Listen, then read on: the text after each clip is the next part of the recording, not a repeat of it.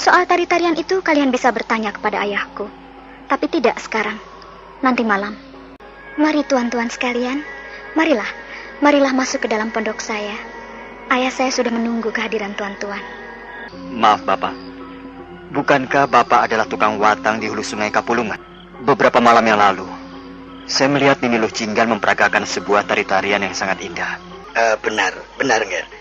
Gerakan-gerakan itu juga mempunyai arti sebagai kalimat-kalimat jurus. Maaf Bapak, apakah yang dimaksudkan adalah jurus-jurus dalam ilmu kanuragan naga puspa tahap yang ketiga?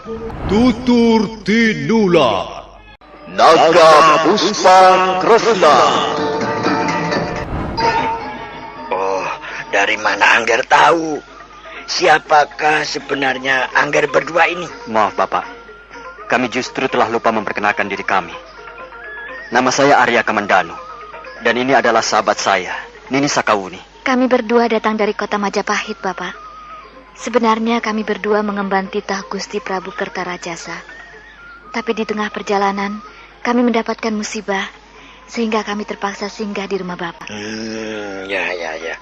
Mungkin memang sudah kehendak Sang Yang Widi. Sekarang coba, saya ingin tahu, Nger. Dari mana Angger Kamandanu tahu bahwa gerakan-gerakan di dalam tarian Nisa Carana gini ada hubungannya dengan ilmu kanuragan naga puspa tahap yang ketiga, Angger? Dari guru saya, Bapak. Siapa nama guru Angger? Namanya Paman Ranubaya. Oh, ya. Rupanya Angger Kamandanu murid Adi Ranubaya. Ya, jagat Dewa Batara. Saya sangat gembira dapat bertemu dengan Angger. Bagaimana kabarnya Adi Ranubaya, Angger? Sudah lama sekali, sudah puluhan tahun lamanya saya tidak pernah bertemu dengan Adi Ranubaya. Sayang sekali, Bapak. Paman Ranubaya sekarang sudah tiada.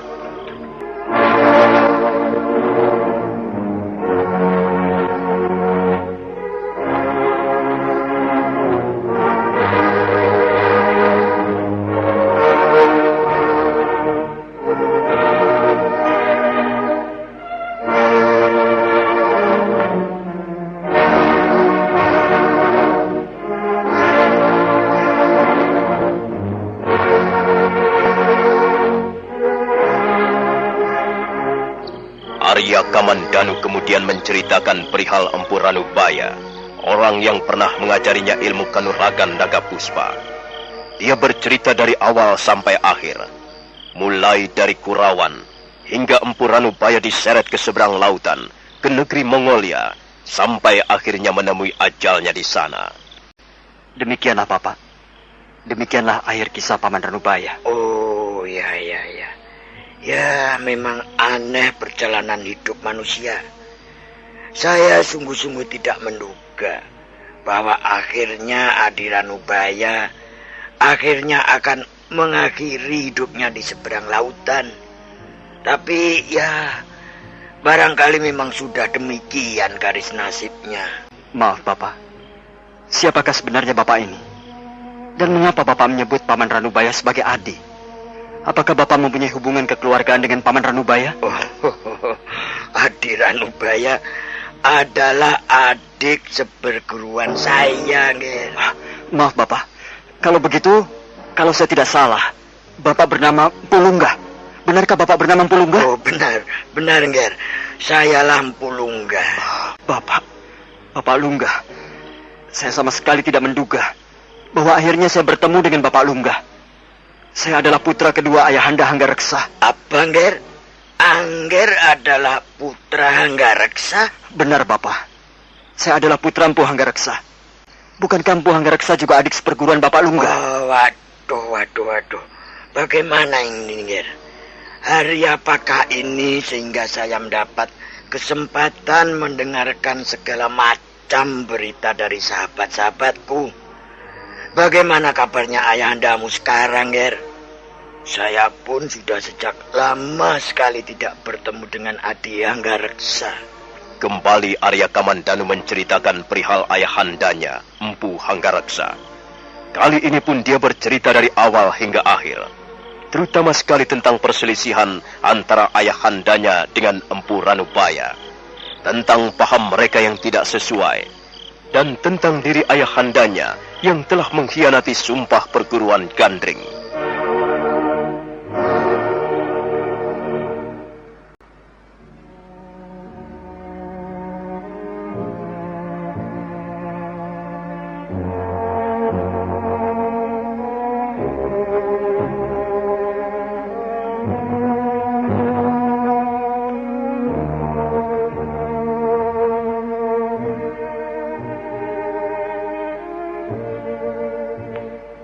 Ya, jagat Dewa Batara. Dalam satu malam saya telah mengalami 2 kali berkabung. Pertama, saya mendengar dari Angger Kamandanu tentang diri Adi Ranubaya yang meninggal di negeri orang.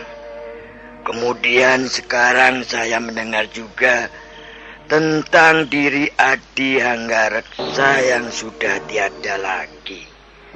Ya, baiklah.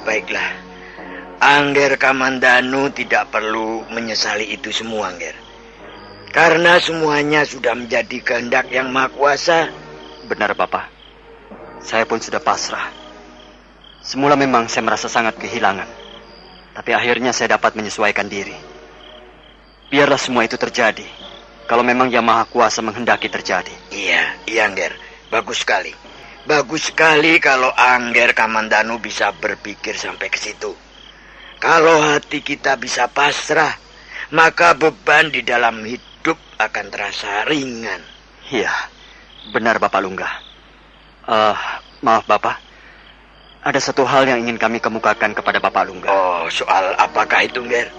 Arya Kamandanu kemudian menceritakan perihal lempengan-lempengan batu yang terdapat di dalam ruangan goa, tempat biasanya Empu Ranubaya memuja semedi. Untuk sesaat lamanya, Empu Lunggah mendengarkan dengan penuh perhatian apa yang dituturkan oleh Arya Kamandanu. Begitu Arya Kamandanu menyudahi ceritanya, Empu Lunggah tidak segera menanggapinya. Ruangan pondok menjadi hening sejenak. Ya. Jadi Adi Ranubaya telah berusaha untuk mengabadikan ilmu kanuragan naga puspa tahap yang ketiga di atas lempengan-lempengan batu. Ya. Kalau memang demikian, lempengan-lempengan batu itu bisa dianggap sebagai mutiara-mutiara ilmu yang tiada ternilai harganya. Sayang sekali, lempengan-lempengan batu itu sekarang sudah terkubur di dalam gua, Bapak. Nih Lo Cinggan, coba kemari sebentar, nak.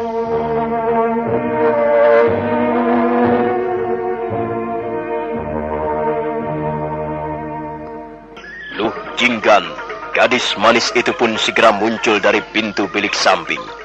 Dia lebih kelihatan manis dalam temaram cahaya lampu minyak jarak. Dia segera duduk di dekat ayahnya.